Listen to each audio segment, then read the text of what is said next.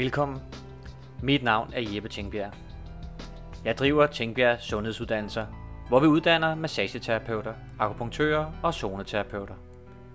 Det vi laver her er en videopodcast til MassørNyt, som er et online nyhedsbrev for netop massører, zoneterapeuter, akupunktører og andre manuelle behandlere. Vi har valgt at lave nogle interviews, som kan høres her på siden, så behandlerne kan vælge at modtage deres inspiration og idéer, mens de pusler med dagligdags ting.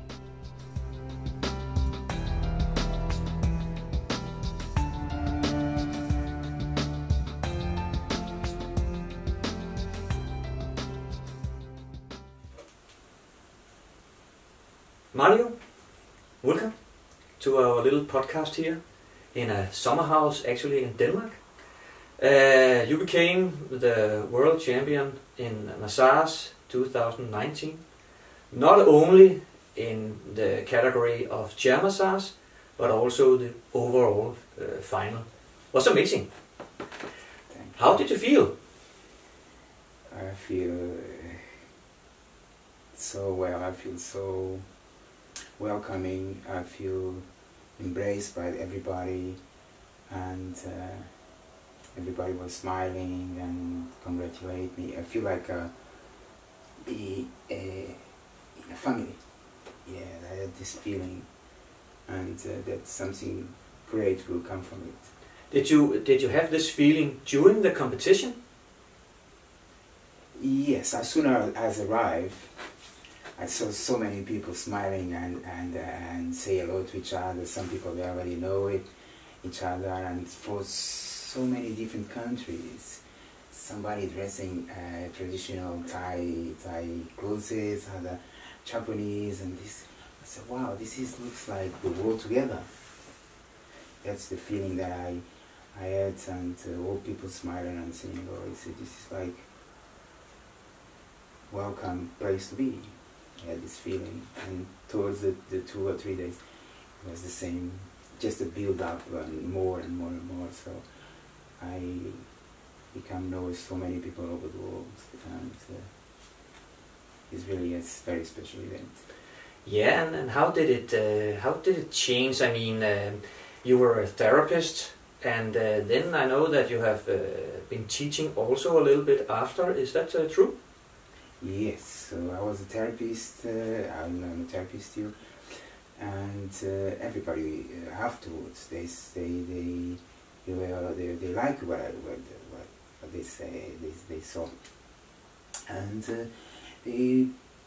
many they asked me, can you teach this? Can you teach me that? Can you teach that? Then in the Facebook it was beautiful feedback, and I say, I'm gonna teach you what I'm gonna do. But it was like a force that drive me to teach, and I started to build up some confidence, and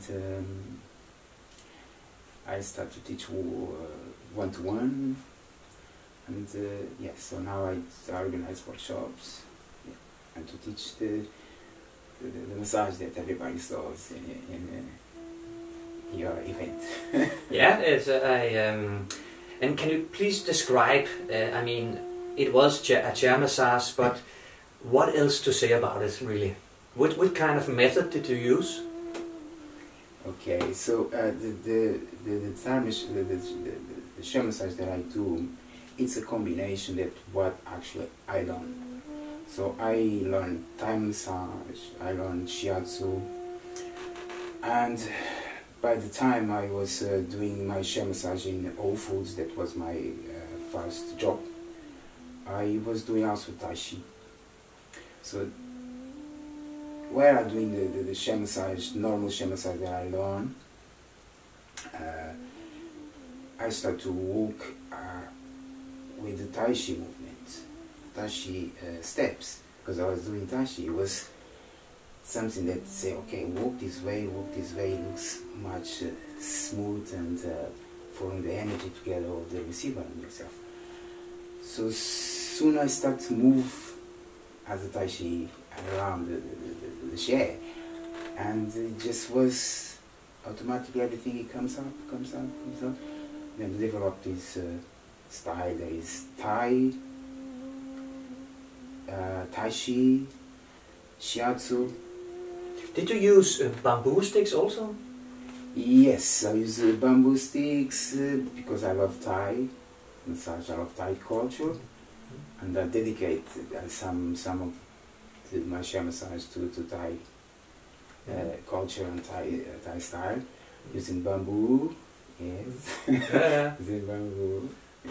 Yeah, I remember, and I think you talked about the Tai Chi movements and the transitions from one grip to another was not only beautiful but also effective for the receiver. This is something the judges said afterwards.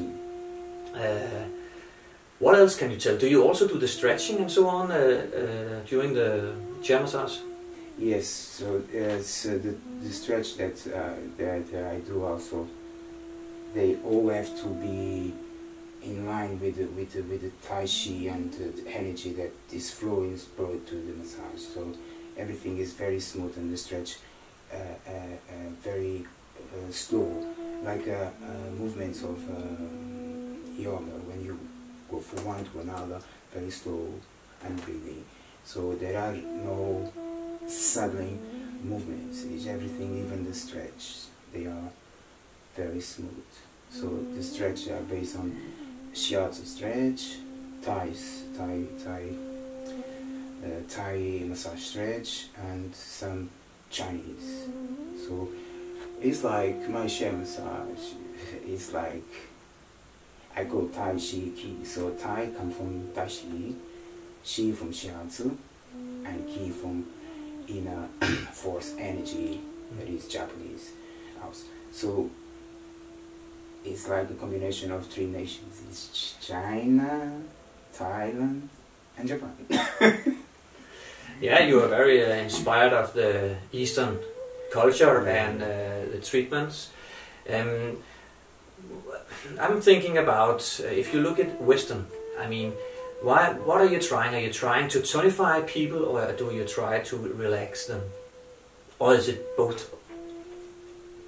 Yes, it is both. It's because it needs relaxation to tonify. It needs people needs to feel relaxed, to trust, to the touch. Do you are you thinking about blocked energy in the meridians, or is it like that that you try to make a better flow?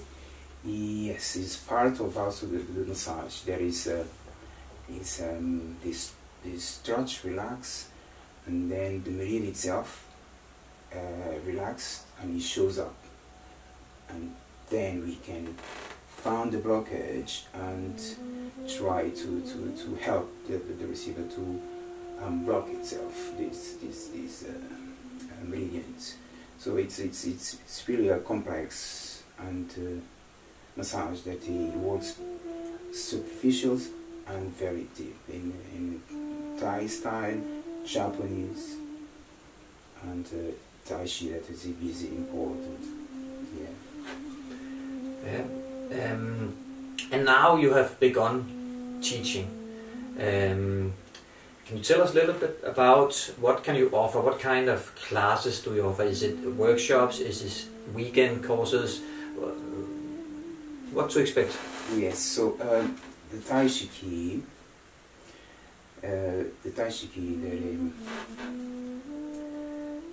it's a 3 days course. It's a Japanese city occupation of 3 days. So when you learn the tsubus are in Western we call pressure points. In Japanese there are tsubus. So when you learn the tsubus areas, you learn how to treat the tsubus, and the Thai style also included, and the way you walk in Tai Chi is not the most important, because you can walk slowly without interfering energy. You don't need to use the steps there, and use if you can't do it. It's always ways. The most important is the treatments of the blockage of energy and injuries, and yes. So it's 3 days course. Really can be able to deliver good treatments after these 3 days of Japanese integration. Will it be an advantage that you are a massage therapist before you take your class? Yeah. Yeah, it is for an advanced class. Yes, let's say yes. The beginners will be find very difficult to start because it's based on shiatsu, and there is a few complex things that you need to understand because also it's only 3 days. No? So if you already understand the basics of massage or the energy or how it works, it's going to be much easier in 3 days you to be able to deliver to your clients. Yeah. Yeah. So it's better if you already is in certain therapist. Yeah. Now you are in Denmark to give a class, but which is great because we are in the coronavirus situation. It's difficult to travel and teach. But my question is really, where do you think the spa and massage profession is headed?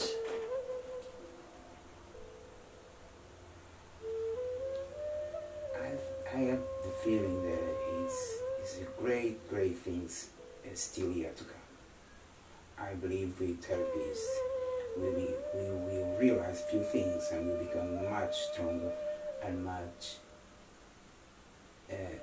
united. Yes, I believe we will understand that is the importance of the touch.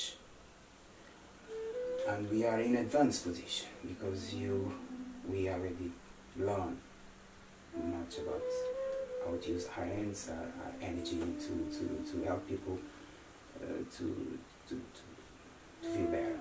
So I think we are in a very good position. We just have to unite ourselves and exchange and show our skills and pass it on because there is a lot of work it's coming.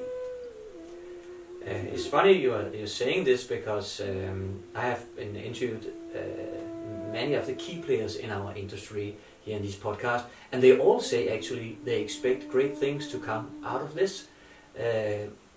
Of course, because people need the treatments and the well-being, the health being is very important in the future, and touch is of course important as well. Maybe we are hungry for touch really because we we don't get enough massage. Yeah. Can you tell me a little bit about, you're not only a teacher, you are a therapist, the best one really, but tell me, who is your clientele really? Who comes to you in your clinic? I have all sorts of people, but it's people with severe injuries also, and I really realized that it's also people with stress and with long mental problems or pain, emotional pain. Okay, Mario, what is interesting for a therapist and for a teacher is how can we adapt to each client? How do you adapt to your clients? The adaptation to the client, sometimes the client say, oh, I would like to have a session of shiatsu. And why I doing the shiatsu to the client? Sometimes it happens that it's something that it's more physical. It's require more superficial touch. There is muscle pain or joint injury, so that I adapt to a Thai style that is very effective for muscle pains and articulation stiffness. So I, by intuition, move to this physical touch and treatment. Probably I'll wake up in a new space there, and then I come back to shiatsu again. So this can happen sometimes. It's not easy, but when you actually have the readings of the feedback from the receiver that you're aware of, you connect it, and you actually receive information that it's something that is probably better this way, and so you have these intuitions that most of the time works well with me. But it doesn't mean that I change all the time. When I go for shiatsu, I go for shiatsu. But sometimes happen that the person have actually much more superficial issues, you know? Yeah. So you do adapt yes, all the time. I do adapt. And out there in the world, many people want to learn your skills, and of course they can contact you and hire you for a class probably. But is it possible to learn your skills also online, for example? I have been thought about that, and I have been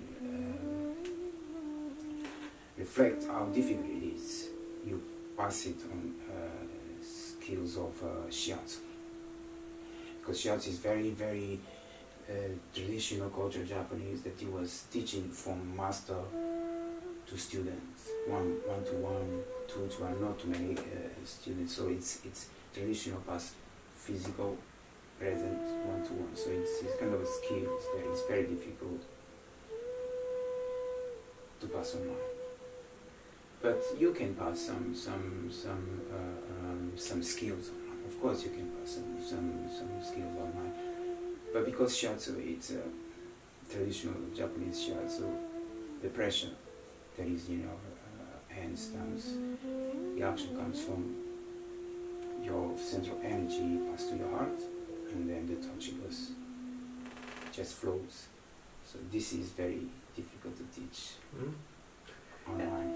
Yeah, I think when I hear you say so, I think maybe the part of the theory behind it could be taught online, and then the physical teaching should be done one-to-one or in a classroom, really. Yes. So it's new times. So we have to adapt. Actually, we have to find ways to pass on the most beautiful and complicated skills of shiatsu or Thai or whatever it is, massage or traditional medicine. So this is all new for us. We have been teaching traditional ways, so this is all new, changing. So probably we are skilled enough to make it happen. Yeah. Yeah, maybe. Yeah.